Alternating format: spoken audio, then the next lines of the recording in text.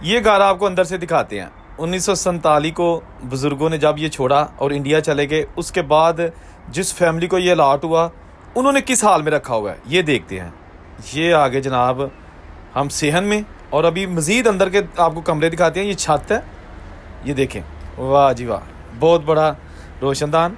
कमरों के अंदर जाते हैं दोस्तों। साथ साथ इस चैनल को फॉलो ज़रूर करें क्योंकि यहाँ पर आपको यूनिक वीडियो मिलेंगी जिसमें बुज़ुर्गों की निशानियाँ हैं। हाय हाय हाय। ये कहा जाता है कि एक बहुत अमीर तरीन सिख फैमिली का घर था जो कि वाक़या है तहसील पसरूर के पास एक गांव। और ये देखें ओरिजिनल छतें। इसमें जो ये फैमिली आबाद है ये उनको अलाट नहीं हुआ था बल्कि उन्होंने ख़रीदा है। 1947 को जो पाकिस्तान आई थी फैमिली इंडिया से, ये उनको अलाट हुआ था, लेकिन उसके बाद वो लाहौर चले गए। और ये जो अभी नौजवान नज़र आ रहे हैं इन्होंने ये कहा कि हमने ये घर ख़रीदा था 40,000 रुपये में। सारा घर ख़रीदा था 40,000 रुपये में, और ये तकरीबन